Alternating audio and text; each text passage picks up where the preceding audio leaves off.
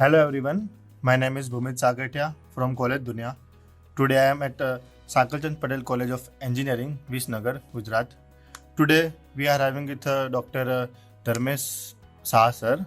He is a principal in Sakalchand Patel College of Engineering, Visnagar. Hello sir, welcome to our education portal College Dunia. Thank you. So sir, start with the interview. My first question is, you have held key position at education institute throughout your professional career. So, what are the key factors that keep you connected with the education sector? Thanks, Bhumit.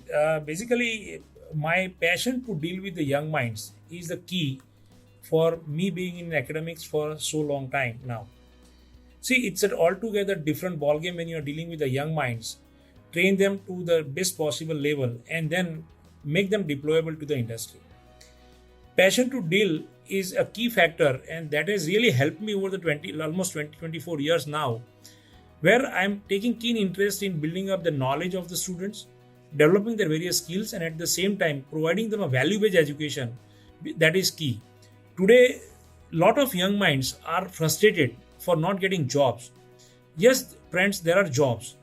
Only thing what you need to understand is that you have to have that skill and the knowledge to compete with this fast changing world and the changes in the technology that is happening almost every now and then. Very nicely explained, sir. So, on that note, my next question is, being the principal of Sankalchand Patel College of Engineering, what is your philosophy of leadership? How would you describe your leadership style? See, leadership is basically an art. One has to follow certain things in order to get things done. And at the same time, we have to direct the subordinates for their own growth also. Leadership is not only about getting things done, but it is also about where we want to take our team with us. So normally, like there can be different ways that you can lead the engineering faculties because see, these are intellectuals, they are not laborers. So intellectuals are to be dealt differently, and we have to involve them into various decision making process. If you are not involving them and just ordering them, they are going to do it, but they will do it for once or twice. But if you are involving them into the process of decision making, then it makes things different. Then they will come up with their own ideas. They will implement a lot of new things which will help student in one or other way. See, if some department wants to arrange some training programs and every time they have to come to the principal and ask for the permission, then things will not work. If the student has an immediate need and the HOD of the department is keen that yes, we should have this program, then they need to have that liberty.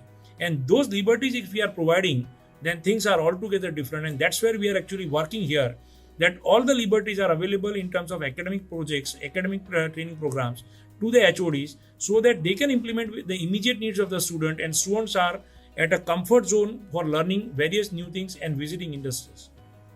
Very nicely explained about leadership, sir. So, on that note, my next question is, being the principal of Sankalchand Patel College of Engineering, how do you strategize about the key programs and plans for the marketing and administration of your institute? Right. So basically, we do a lot of SWOT analysis every now and then now. SWOT means a strength, weakness, opportunity, and threat. So every beginning of the term, we do our SWOT, that what kind of strength we have and what are the opportunities that we are having in front of us. And accordingly, we define our strategies. If you can see, since last few years, admission process in engineering college has gone to the worst condition. But where these are the scenarios because of the previous year's vision or previous year's output of not getting jobs. But it's not that there are no jobs. There are jobs, but industry is not getting the skilled manpower or knowledge manpower. So this year we have strategized our plan in a way that let us focus on the key strength that is required for the industry and train the student apart from the regular curriculum. So every year we are involving our stakeholders who are basically our faculty members, students, alumni, as well as industry people, bring them onto the board, find out what new things we are supposed to consider and implement it in a way so that students who are studying at our institute are getting benefit of this and they get better job.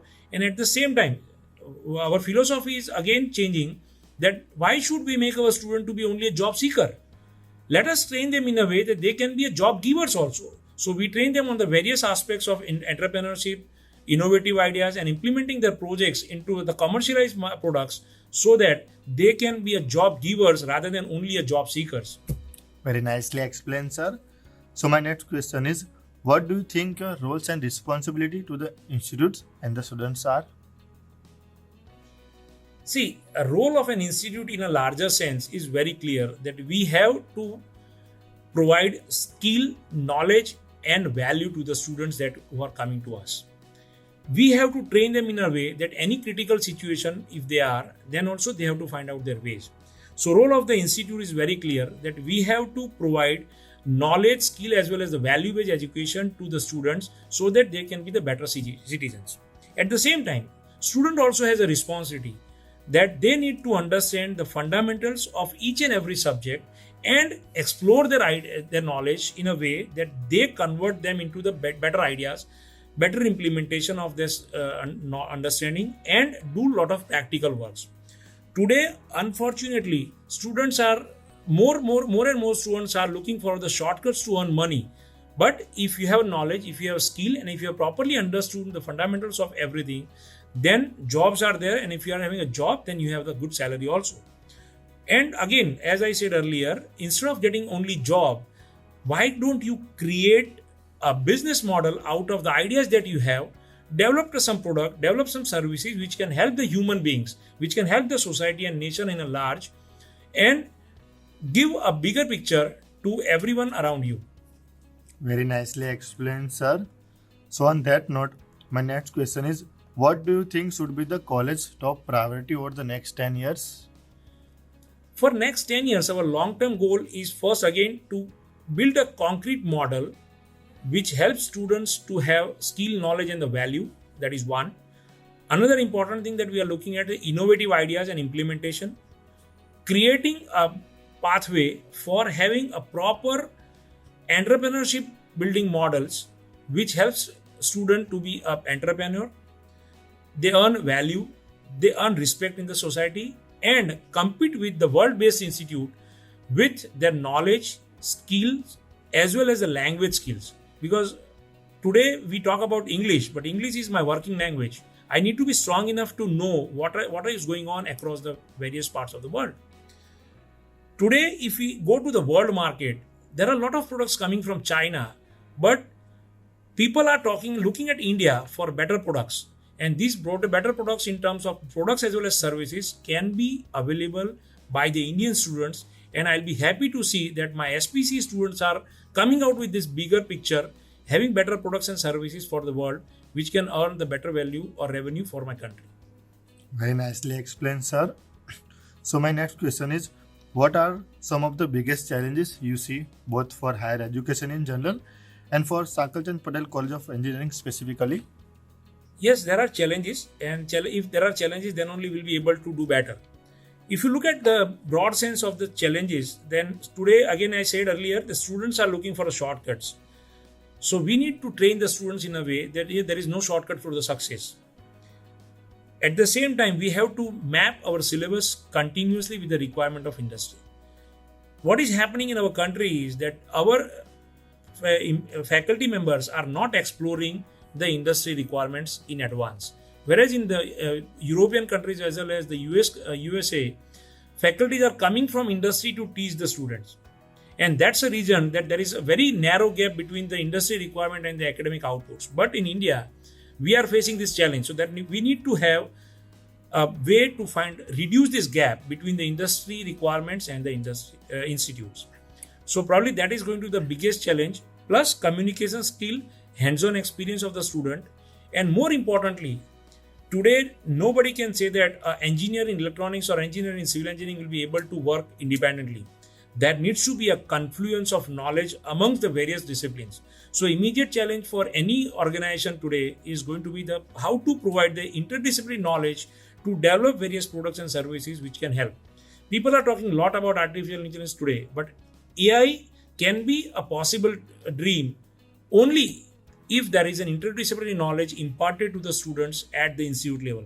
So at an SPC, our biggest challenge is going to be how to incorporate interdisciplinary research, interdisciplinary programs, and provide a flexibility in our academic programs which helps students to take course from other department, get the knowledge and also credit in order to earn their degree in engineering or related fields. Very nicely explained, sir. So, jumping to the last question, any suggestions you would like to give to the current youth and the aspiring students? Yeah, so a lot of things youth, or basically what I always say is a young minds have to do. A young mind, I always means not necessarily only a youth. A person with an age of 50 but having a young mind can also be productive for this country. There is no shortcut to the success. You have to have a hands-on experience of everything that you do. You have to think out of box. You have to think interdisciplinary aspects of study and a knowledge which can help you to get a bigger picture at a universe level. So put your efforts, 100% efforts. See, if after putting your 100% efforts, if you are not getting success, don't get disheartened. There is always a way to success. You have to put continuous efforts, and those continuous efforts are definitely going to win a lot of things for you and a credit in the society. Money will come provided you have the knowledge and an implementation of a knowledge at a grassroots level. Thank you. Very well said, sir. So, sir, thank you so much for giving such Thank you. information about your college. Thank you so much, sir, for being part Thank you, of Bhumi. College Thank Dunya. you. Thank you, sir.